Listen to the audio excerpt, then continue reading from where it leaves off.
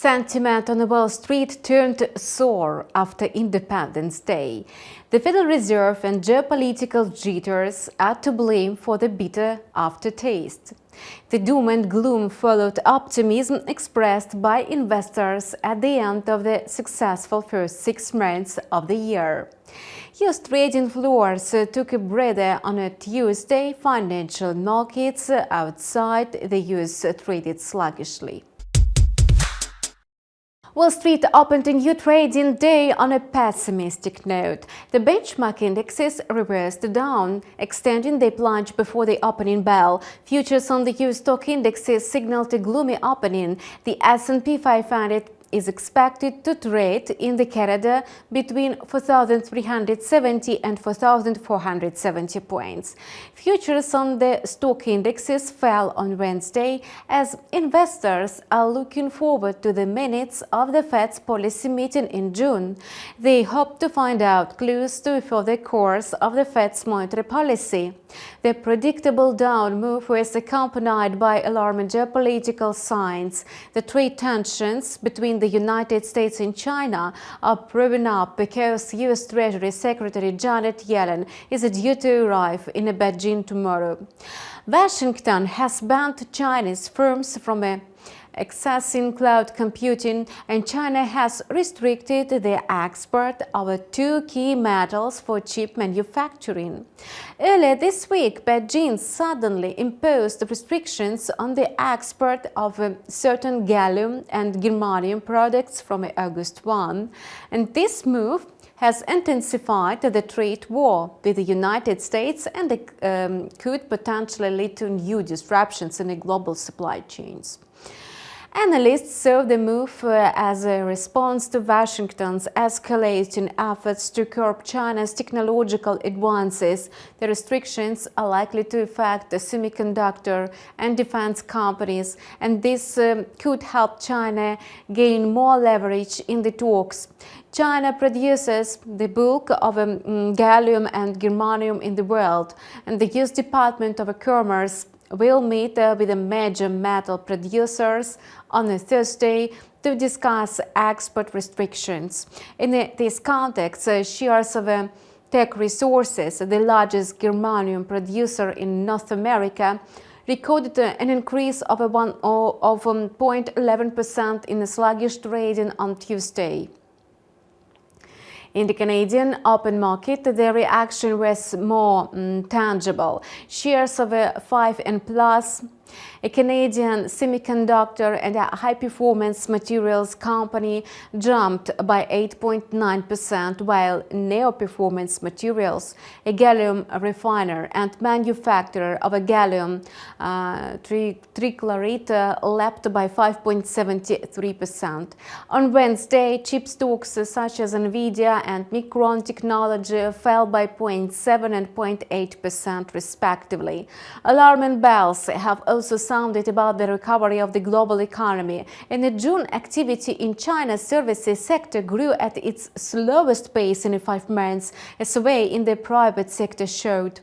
As for the domestic market, the attention of Wall Street today is entirely and completely focused on the minutes of the June Fed's policy meeting.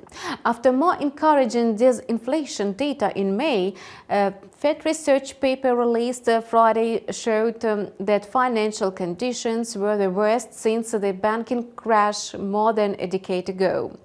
Ahead of the release, futures markets were 83% expecting another quarter-point hike in the key rate to 5.5% and 5.75% this month.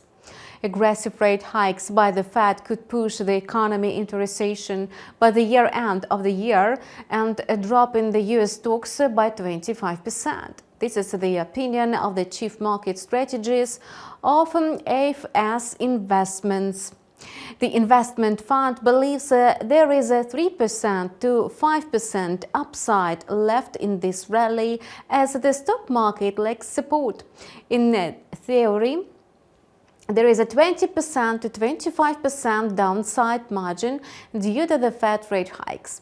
A similar forecast was published by the Swiss UBS. Its analysts warned that investors should not count on their current gains in stocks to be unsustainable, as either the threat of further Fed tightening or weak economic data could shatter market optimism. Meanwhile, market giants such as Apple, Microsoft, Tesla, Meta, and Alphabet fell to the bell by 0.1% and 0.9%. Netflix shares climbed by 1.2% as Goldman Sachs raised its rating and share price target. The currency market traded quietly at midday, and the US dollar waited for a fresh impetus. Its index edged up by 0.07% in the pre-market to trade at 103.10, and the intraday corridor for the index is seen between 102.70 and 103.5. While the US dollar traded sideways ahead of the Fed's minutes, traders shifted focus to the Australian dollar and the yen. The Australian dollar slipped by 0.4% after the Taishin survey showed that business activity in China's services sector grew in June at its slowest pace in 5 months, the latest sign of a patchy recovery from the pandemic in the world's second-largest economy. And the US dollar hovered around 144.42 yen below the 145 level that assured Japan's government to intervene on forex last fall. The US dollar briefly rose to 145.07 last week for the first time since November. After the opening bell, the currency market, together with the dollar index, can get fresh impetus. Investors will scrutinize the minutes for any indication of the Fed's thinking. At the same time, the dollar's momentum may be limited, given the fact that literally every Fed policymaker has pointed to the importance of the incoming data. Fresh labor market reports this week will have more weight and impact on the market. Unlike most major currencies, the Canadian dollar had gloomy trading in midday. The loonie weakened considerably against its American rival. The USD CAD pair grew by 0.43% to trade at 1.3278 inside the intraday corridor between 1.3240 and 1.3310. Following a 0.2% growth on Tuesday, the Canadian dollar is losing ground today in response to the poor Canadian manufacturing PMI. The PMI by S&P Global dropped to 48.8 in June after 49 in May. Canada's employment report will be available on a Friday, and the data may help guide expectations for the Bank of Canada's interest rate decision next week. For now, markets foresee a 57% chance that the Bank of Canada will raise its key interest rate by another 25 basis points after it rose to 4.75% in June. As for the oil market today, it traded mixed. In the New York pre-market, oil prices turned upward. Benchmark Brent crude rose by 0.5% to $76.64 per barrel. And US WTI crude traded at $71.60 or 0.7% higher. The crypto market went down today. Bitcoin failed to settle above 31,000 and take out 31,800. As a result, the token tumbled rapidly, infecting altcoins, and the flagship crypto plunged by 1.6% to trade at 30,300. Popular altcoins lost ground in sync. The struggle of the cryptocurrency market with the regulators continues to put pressure on assets. Australia's financial regulator raided Binance offices as a part of an ongoing investigation into the company's local derivatives business. Back in April, the world's largest cryptocurrency exchange announced it was shutting down its local derivatives exchange, saying it misclassified some Australian users as wholesale investors.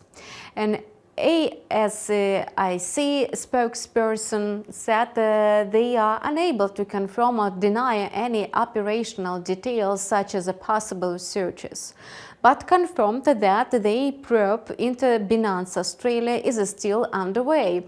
Meanwhile, Binance said it's working with the country's regulators, highlighting its commitment to complying with the regulatory standards.